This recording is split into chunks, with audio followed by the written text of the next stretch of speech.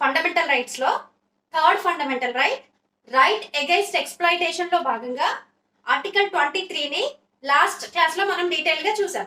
ఈ రోజు ఆర్టికల్ 24 గురించి తెలుసుకుందాం. ఆర్టికల్ 24 ఏం చెప్తుందంటే, article 24 prohibits the employment of children below 14 years age in any factory or mine or any hazardous activities.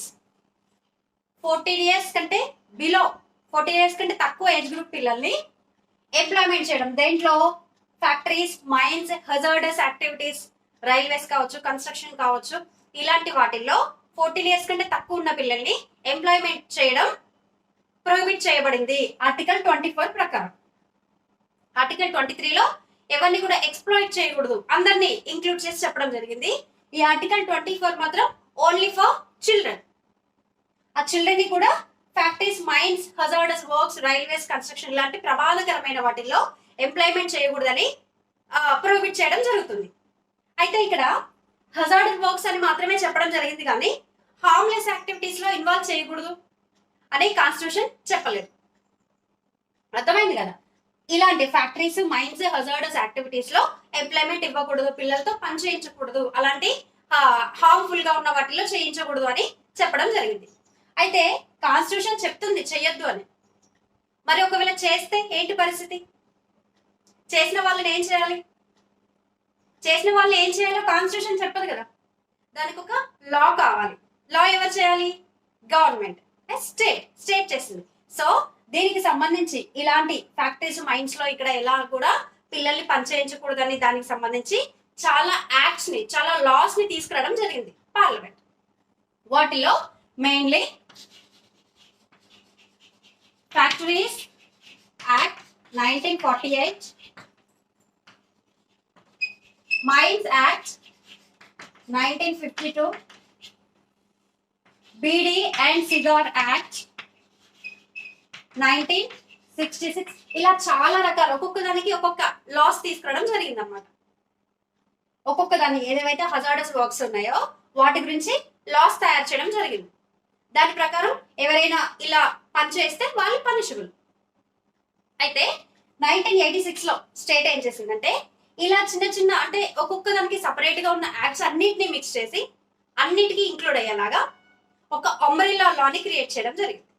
అదే మేజర్ మనకి ఎగ్జామ్ పాయింట్ ఆఫ్ వ్యూలో కూడా మోస్ట్ ఇంపార్టెంట్ లా అన్నమాట. Child labour prohibition and regulation act 1986లో child labour prohibition and regulation act చేయడం జరిగింది. అప్పటి వరకు ఉన్న చిన్న చిన్న యాక్ట్స్ అన్నిటిని వాటన్నిటికీ ఒక అంబ్రెల్లా యాక్ట్ లాగా చేయడం జరిగింది. దీని ప్రకారం ఇలాంటి హజార్డస్ వాటిల్లో ఎంప్లాయ్మెంట్ ఇస్తే గనక పనిష్మెంట్ ఉంటుంది. 3 months to 1 year imprisonment.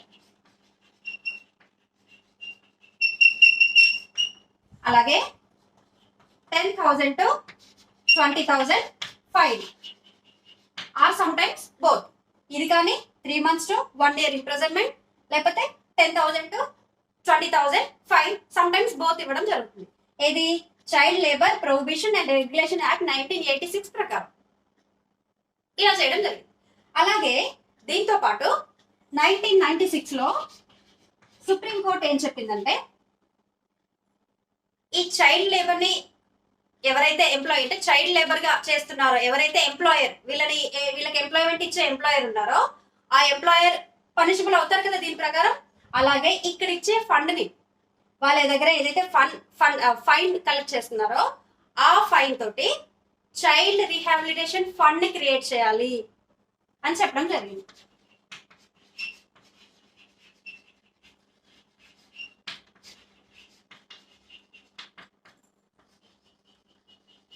Fund ని క్రియేట్ చేయాలి. అలాగే గవర్నమెంట్ కి డైరెక్షన్స్ ఇవ్వడం జరిగింది సుప్రీంకోర్టు. ఏమని అంటే చైల్డ్ లేబర్ ని స్టాప్ చేయడంతో పాటు చైల్డ్ ఎడ్యుకేషన్ అండ్ హెల్త్ మీద ఫోకస్ చేయాలి, ఆ విధంగా గవర్నమెంట్ యాక్షన్స్ తీసుకోవాలి అని గవర్నమెంట్ కి డైరెక్షన్స్ ఇవ్వడం జరిగింది 1996 లో సుప్రీంకోర్టు. 86 లో లా చేయడం జరిగింది. దీని ప్రకారం ఇంప్రిజన్మెంట్ ఉంటుంది, ఫైన్ ఉంటుంది. ఇలా హజార్డస్ వర్క్స్ లో ఎంప్లాయ్మెంట్ ఇస్తాయి. అలాగే 96 లో ఎవరైతే అఫెండర్ ఉన్నారో, నేరం చేసిన ఆ వ్యక్తి ఉన్నారో, అతనిచ్చే ఫైన్ ని ఫండ్ రూపంలో కలెక్ట్ చేయాలి. అది రిహాబిలిటేషన్, ఆ చైల్డ్ రిహాబిలిటేషన్ కోసం యూజ్ చేయాలని సుప్రీంకోర్టు చెప్పడం జరిగింది. అలాగే 2002లో 86th అమెండ్మెంట్ తోటి రైట్ టు ఎడ్యుకేషన్ ని ఫండమెంటల్ రైట్ గా మనం ఇవ్వడం జరిగింది. ఆల్రెడీ 21లో ఆర్టికల్ 21లో రైట్ టు లైఫ్ అండ్ డిగ్నిటీలో భాగంగా మనం చెప్పుకున్నాం. ఆర్టికల్ 21 రైట్ అండ్ డిగ్నిటీ ఉంటుంది. దాంట్లో 21A ఇన్సెర్ట్ చేయడం జరిగింది. దేనికి? ఎప్పుడైతే ఒక చైల్డ్ కి ఎడ్యుకేషన్ ఇస్తున్నామో ఆటోమేటిక్ గా చైల్డ్ లేబర్ ని తగ్గించినట్టు అవుతుంది కదా. చైల్డ్ లేబర్ ని తగ్గించడానికి ఒక పక్క ఫోకస్ చేస్తూ ఇంకో పక్కన పిల్లల్ని స్కూల్ కి పంపించే ప్రయత్నం చేస్తే, ఎడ్యుకేషన్ ని కంపల్సరీ చేస్తే, ఎడ్యుకేషన్ యొక్క ఫండమెంటల్ రైట్స్ గా ఆర్టికల్ 21A 14 years లోపు ఉన్న పిల్లలందరికీ కూడా కంపల్సరీ ఎడ్యుకేషన్ ఇవ్వడం అని చెప్తుంది కదా. అలా ఎడ్యుకేషన్ ని పెంచడం తోటి చైల్డ్ లేబర్ ని డిక్రీజ్ చేయొచ్చు అనే కాన్సెప్ట్ తో 2002లో 21A ఇన్సర్ట్ చేయడం జరిగింది 86th అమెండ్మెంట్ యాక్ట్ తోటి.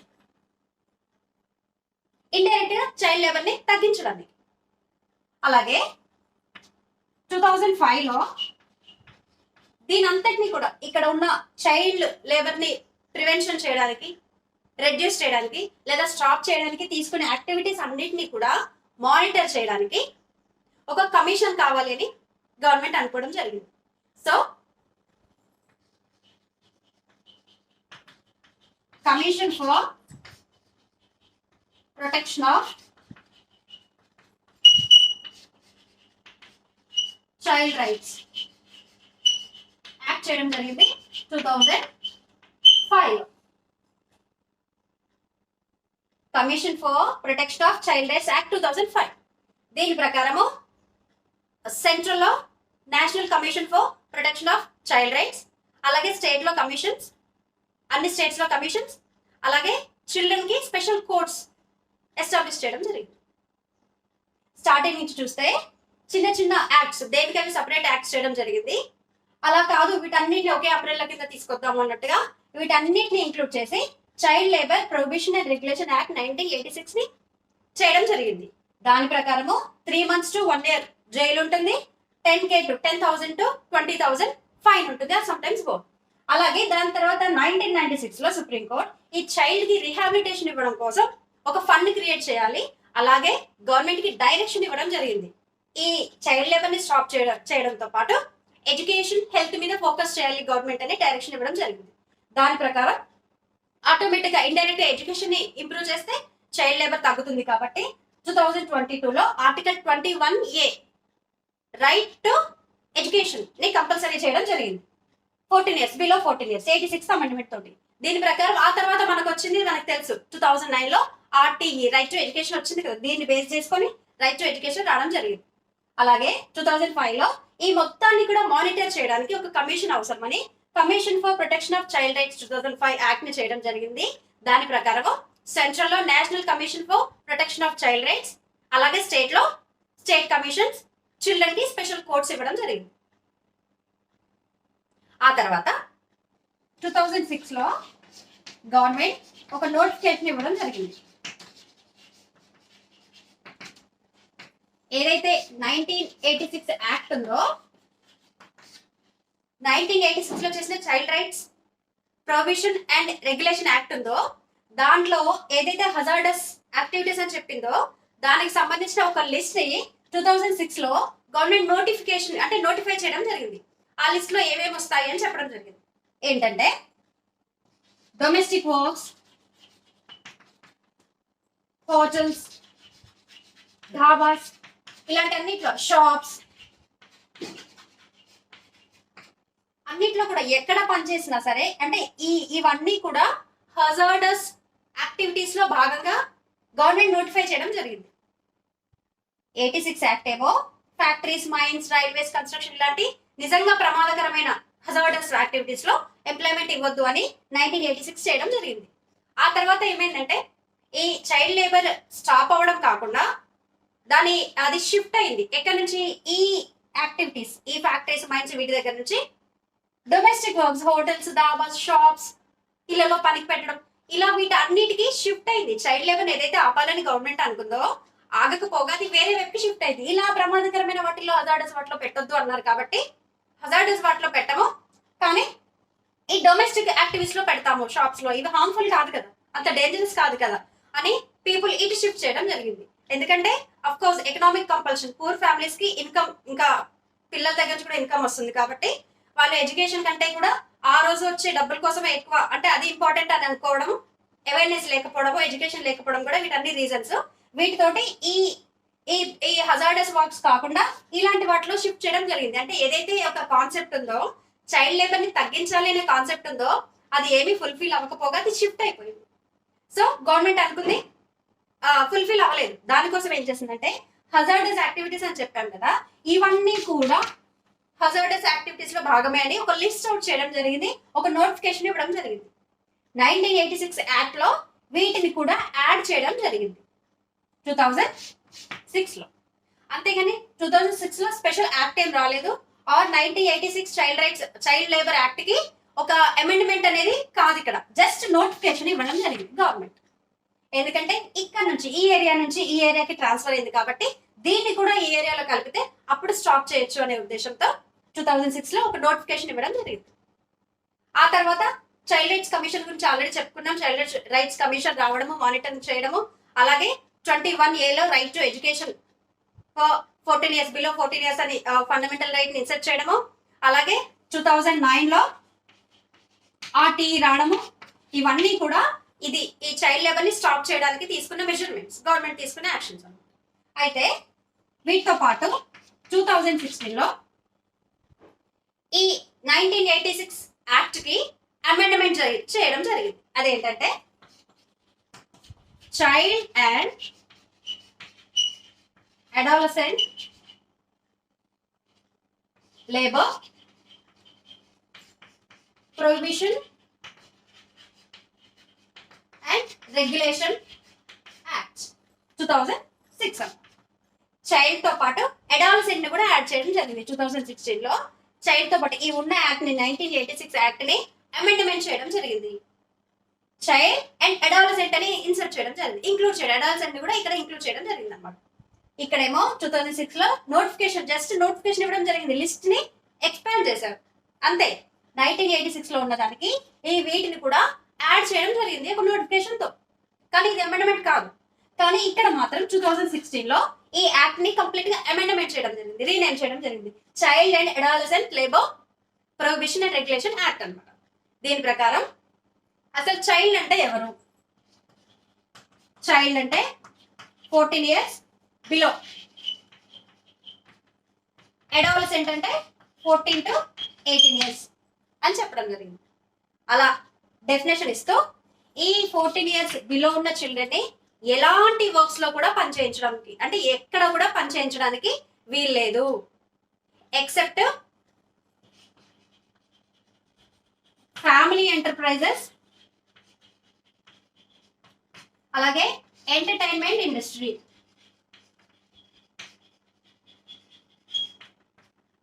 ఫ్యామిలీకి సంబంధించిన వాళ్ళ ఫ్యామిలీ డీల్ చేసుకునే వాటిల్లో, అంటే స్కూల్కి వెళ్ళొచ్చిన తర్వాత ఈవినింగ్ ఫ్యామిలీ వాటిలో ఫ్యామిలీ వర్క్స్ లో ఇన్వాల్వ్ అవ్వచ్చు, అలాగే ఎంటర్టైన్మెంట్ ఇండస్ట్రీలో వర్క్ చేయొచ్చు. ఈ రెండిట్లో తప్ప అసలు ఎక్కడా కూడా హజార్డస్ అనేది కాకుండా హార్మ్లెస్ వాటిలో ఎక్కడా కూడా పిల్లల్ని బిలో 14 years వాళ్ళని ఎంప్లాయ్మెంట్ చేయడానికి వీల్లేదు, వర్క్ చేయించడానికి వీల్లేదు అని 2006 యాక్ట్ చెప్పడం, 2016 యాక్ట్ చెప్పడం జరిగింది. అలాగే దీంతో పాటు 14 to 18 years ఈ అడాలసెంట్ గ్రూప్ ఏదైతే ఉందో వీళ్ళని మాత్రం హజార్డస్ వాటిల్లో ఎంప్లాయ్మెంట్ చేయకూడదు అని చెప్పింది. వీళ్ళనేమో 14 ఇయర్స్ బిలో మాత్రం ఎక్కడా పని చేయకూడదు అని చెప్పింది. 14 to 18 ఇయర్స్ వాళ్ళు మాత్రం ఇందాక చెప్పుకున్న హజార్డస్ ఏదైతే ఉందో అక్కడ మాత్రం పని చేయించడానికి వీల్లేదు అని చెప్పు. ఒకవేళ దీన్ని వైలేట్ చేస్తే ఆల్రెడీ చెప్పుకున్నాం 3 months to 6 months ఇంప్రిజన్మెంట్ అనుకున్నాం కదా, ఇక్కడ దాన్ని ఇంక్రీజ్ చేసి 6 months to 2 years పెంచడం. ఇక్కడ 3 months to 1 year ఉన్నదాన్ని 6 months to 2 years పెంచడం. అలాగే 20,000 to 50,000 ని ఫైన్ ని ఇంక్రీజ్ చేయడం జరిగింది. 3 months ఉన్నదాన్ని 6 months, 1 year ని 2 months గా 6 months to 2 years ఇంప్రిజన్మెంట్. అలాగే 20K to 50K, అంతకుముందు 10K to 10,000 to 20,000 ఉండే, దీన్ని 20,000 to 50,000 గా కన్వర్ట్ చేయడం జరిగింది. అంటే ఇంకా స్ట్రెంథెన్ చేయడం జరిగింది. అలాగే ఇది రిపీటెడ్ గా చేస్తే ఒకవేళ అప్పుడు 1 year to 3 years, 1 year to 3 years ఇంకా రిపీటెడ్ ఒకసారి చేసిన వాళ్ళు మళ్ళీ మళ్ళీ చేస్తే 1 year to 3 years ఇంప్రిజన్మెంట్ ఇవ్వడం జరుగుతుంది. అలాగే పేరెంట్స్ కి ఎవరైతే చైల్డ్ ని పనికి పంపించారో ఆ పేరెంట్ కి ఫస్ట్ టైం ఎలాంటి పనిష్మెంట్ లేదు, కానీ సెకండ్ టైం కనుక మళ్ళీ చేస్తే స్మాల్ ఫైన్ అనేది ఉంటుంది. ఈ రకంగా ఈ 2016 అనేది ఇక్కడ 1986 లో ఉన్న యాక్ట్ ని ఆ పనిష్మెంట్ ని ఇంక్రీజ్ చేయడము, ఫైన్ ని ఇంక్రీజ్ చేయడం జరిగింది. అలాగే చైల్డ్ అంటే 14 years బిలో అని, అడల్ట్స్ ని కూడా ఇంక్లూడ్ చేసి అడల్ట్స్ అంటే 14 to 18 years అని చెప్పడం జరిగింది. చైల్డ్ 14 years బిలో వాళ్ళని అసలు ఎక్కడా కూడా ఫ్యామిలీ ఎంటర్ప్రైజెస్ అండ్ ఎంటర్టైన్మెంట్ ఈ రెండిట్లో తప్ప ఎక్కడా కూడా పని చేయించొద్దు అని చెప్పడం జరిగింది. 14 to 18 years ఉన్న వాళ్ళు హజార్డస్ యాక్టివిటీస్ మాత్రం చేయకూడదు అని చెప్పడం జరిగింది. ఈ రకంగా మొత్తం కూడా ఆర్టికల్ 24 చైల్డ్ ని ప్రొటెక్ట్ చేయడానికి, చైల్డ్ లేబర్ ని స్టాప్ చేయడానికి, ఎడ్యుకేషన్ ని హెల్త్ ని ఇంప్రూవ్ చేయడానికి ఫోకస్ చేసింది. I hope you understood this class very well. ఇది మీకు నచ్చినట్లయితే నా ఛానల్ సబ్స్క్రైబ్ చేయండి, అలాగే బెల్ ఐకాన్ ప్రెస్ చేయండి.